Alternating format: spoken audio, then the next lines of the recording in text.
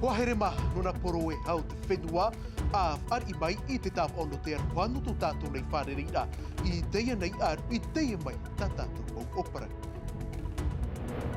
Wa mātai ai mai nā o toi te haapuroro ati a tā tātou nei a whatateata taiti nui television ai te whārerira a te purotu wharani o hinau poko de vez e tānu atu I te huira ati rei te whaia api I te ea watea nei mai te aroa pauwan a o paharero ai te aua tiare no a paofai.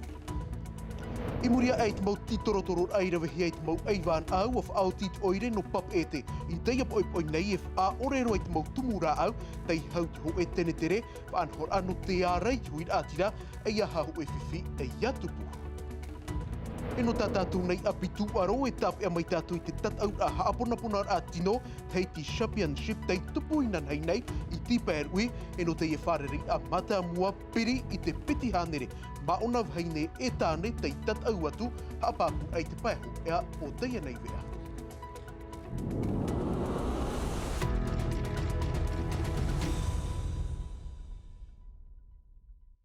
E mai tā ui whaahiti atu nei omhuar au tā tātou nei mō parau I api I teie awa tea nei pap e te ua ti atu tō tātou nei purotu teiti e wharani o hinau poko de vez e wharerei te huira atira e mahana te ief at ahia no te whaia api I te hapapur ai tōna tauturura I te ora a amui te hiro atumu te ea e te areira arat ehi e te whaatere a hau no te ui api e te tuaro matai hor ai Thomas Chabrolla. Ça va? Oui. Merci en tout cas à vous de Hou te tere wharerei o te purotu whrani hinau poko e te huir atira. E te aur ei o te whaatere a whenua o ia nā muarua. E te e whia api mha horur heit au rātou mertu mai te mo whareha a pīr a. No wha a paparai o pīr e. Rātou at ora tōna ap e te atu I pā of ai. Lorsque l'on s'engage, on se découvre. Ar e o te tupaia, te awhariu. Pia hino te whareha apir a te tarau mai o. Wa ohupana I te taatir ari I hei warau no te tāmar a. Wa tauturu at warai te mo matahia po. Nartoi te e mau peof at ahia no rātou te whia api. Mai teie te tu aroi o nei te puha ap or au te heivar a. Piti tautini piti ahuru mahitu. Maha tautini e pāhanere te atua I mihiara. No te tupaia. La chose qui m'a le plus touché c'est Tēnā o nei te pia hi wa ohupana o iei te whia ap ari. Wai te oie ere te mea o hia ap arian ati e mo mātua tua. Te ap oi te arar ain ei rātou. Ohi pau tānei hin aro nei. Et est-ce que tu sais ce que tu aimerais faire plus tard exactement? E no te pāhonor ai te mawir a te e whia api. Te iat o te peoha a marmarmar ain e te ar a rautito tiare. Tāpiri no atu I tō te ea. Hare mena te mau ui api e te vera te ui api e te ratou I te e ovei matou.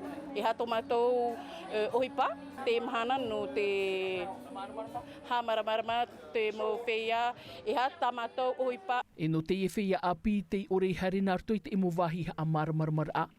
Te ei te emo vauvau e pārheit a. I te parau ai tō rātou muaratai. So te patu aro me puero da mato mo whea api te patu aro. Pauena era o hupari I no nenepe prom hupa nenepe rato era o tua whare. Me whiwhiri. Me whiwhiri I a trawahai. Ap e hia nau I api e mha horu.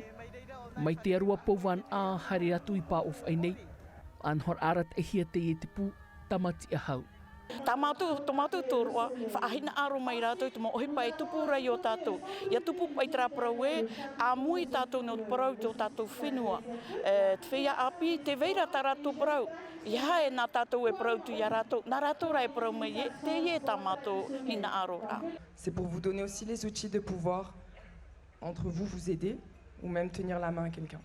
Wharerei tuid atira, a parau huarai te e whia api tā te purutu de vez.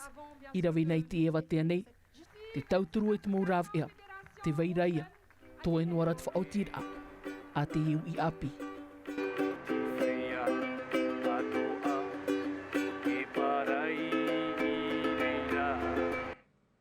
E anan hei pō e whaar I mai o Taitinui Television I tō tātou nei purotu I roto I te vea reo wharani, rautihia mai e Sophie Gebel I muri noa mai I te vea a Taiti.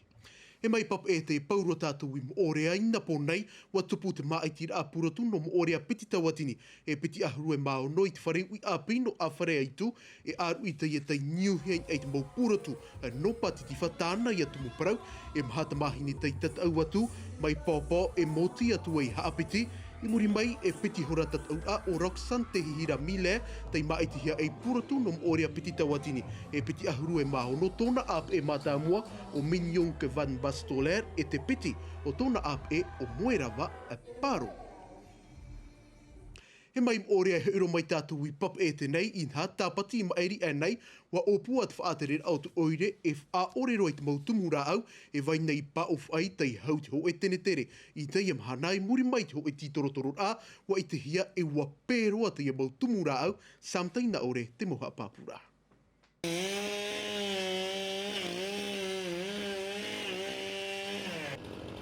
Te ie te hoho a e ore I te hia I te mata haua tā pūroa hia I te I tumura au, wa ap oroa te raror au te tumu, no atu e mai te einua te mau am a, wahina aro te whaatere o te mau a pūra veravere a te oire no papa e te, e whaatura I te I tumura au, mai te iani hia I te whea I tāmu ia rātou ini ai te I mau tumura au.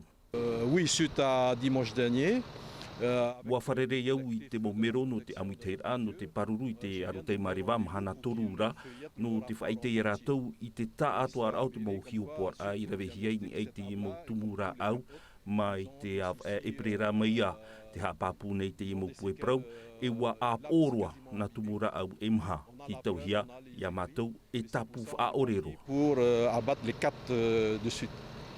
Te tumu I whaoreroa hia te mu tumura au no te whaatoror ai te ho e wahi te ahir a e tere a no te whea huma mero wa whaat ato ahia ho e wahi no te tanu whaahau e piti tumura au ia wai marumaru noa te e wahi e wharere pinipini nei te mo tamari I haere hapira. E mai papa e te hareroa tātou I maha e nā, e no te mea e tai roto tātou I te pu e tau au hune, no mataar I aua hotu, ve tei mau tumu maa rambutan, whatuhia te reira hina no mauni, ai tātou tāna e ho aurera e opere, wa wharere hi atu o iei tei oi nei to mātou nei hoa papa e ea, o tauhiti tauniua musana.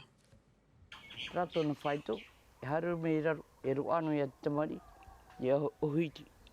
E nā hina noi huai pofa I nei te mā a ute, e ia ore ia mau a, e huri nei te me tua whaine te mau rambutan, e te hiti promu o te af ano te whaarahai. E haru a te matani ia, pa kampiri promu o. E hato me pa tourist, men pa whia no to te mea. Tuo me hoai au tati rambutan, tene vau, si te paro rau pau, o pare vau. Me au tanu te mā, no tawhiti tamari. Te prami a piro tanu rahina, te e no pia a matei te piti tautini. E toru tumu ta te vhenif a apunom haina I rutoi tōna aua. Ho e, hau I te toru ahuru mahitu mataiti te tanur ahia, ahuru mataiti o iei te tia ir a e ia mā ahia tāna mo tumu rambutan tāta I tai. E ia tai te tau o matār inia, e hotu I hoa tāna mo tumu. Me tāu horomo nei piti mataiti. Tūrei. Moro me ona, e pitira. Tio e tātāru mi mo awe, e do sofran, horo anua tu sa sofran horo o. Paso te maa, e repe nā tau, nā te atua. Ho e he pito mahau tēnei tō hina no operer a te maa I tōna nun a. E mai maha e nai heuro mai tātou I pap e tenei no te iriti I tā tātou nei apitu aro.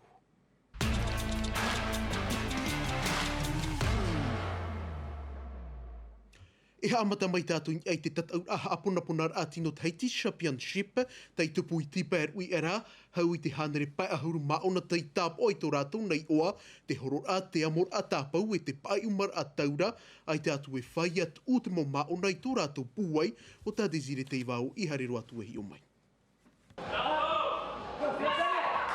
I o nei, ai tai mai no te whaati ar ai te paraue no te hauti e mea titau hia te mau maona e haapuai na tuha e ahuru e mamaha, haamata mai nani ai te horor a e moti atuai ini ai te amor a tāpau. Ai tātu e whano Gonzalo Del Rio e hina te a Montebello I a tur ai hia te whaito ini a. Maoti te I wharirei a I te ei o vei te mea puai roa e, te mea viti pauro. Chaque année, je vois le niveau des filles qui augmente. Te mau mataiti atua te ite nei au te mara anua tura te whaito te numera au te mau maona vahini. Te reino atura apiti atu o mai te mau maona tāne, mea whaahia roa. Te amor atapau te pai umar ataura i te haaponaponar atino e mau tu aroan ai te ye maa i te hia i te tomi te whainei. Te wha i a whaatere te mau maona i te ye nātua ma te whaatura i te tai o wāti ho e hora e toru ahuru miniti. Te rara mauti te man o tā ho e roto ia veinui e o maka waroa ai araua ho e tai o wāti ho e hora e toru miniti. Whiwhiri I mawain e te pai umar ataura o he te tēr ainia no te apaur ara mea whiwhiru. I roto I tā māwahi o a ua tāpea māwai tu e whaito whaahiahia te whaia o tā māwai titau e ua manuia. Tā māua te tamatamatar anō, hi o atua I tō māua whaito, wharerir a te ie no te hapua atua te hutir aho, e te haaponaponar atinu. No te rhei o te mau maona ua whaauti te tomi te whainei e whaatupu o ia I te pitira o te wharerei a Tahiti Championship I teia mataiti I Murinei.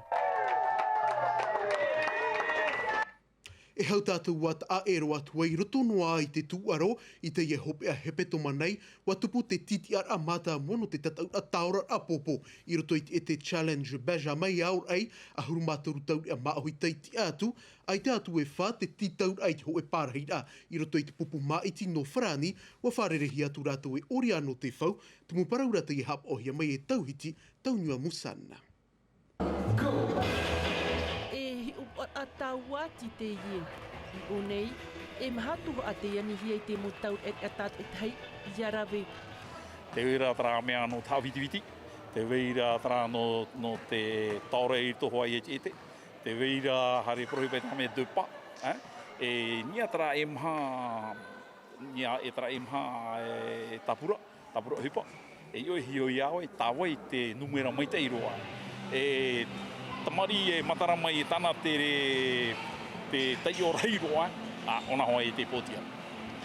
No te tuhu a matamo te tatau a challenge Benjamin. Hauru te hapa peña mina no teiti tā atu o te ite atu. E te pai hopia, ho e te mahine ho e te maruma o te tāpia hia. Te atu o te muparau e o paniro I te nei vea, I roto ma te meiti te vea reo whrani hap ohia mai e Mika de Latre, hoa here ma e vea hope a te nāu, ai te atu e parau maruru no te tau o tā tātou I rawe mai te hupa, no te mait ai o te tā atu ar au te whaia mātai ai, I tā tātou nei awhata te atai a Tahiti Nui Television, ai whaahope ar a taranoa ta o tā ue whaahupa nei, te ar hoi ar hei, e ia nui a te aroa.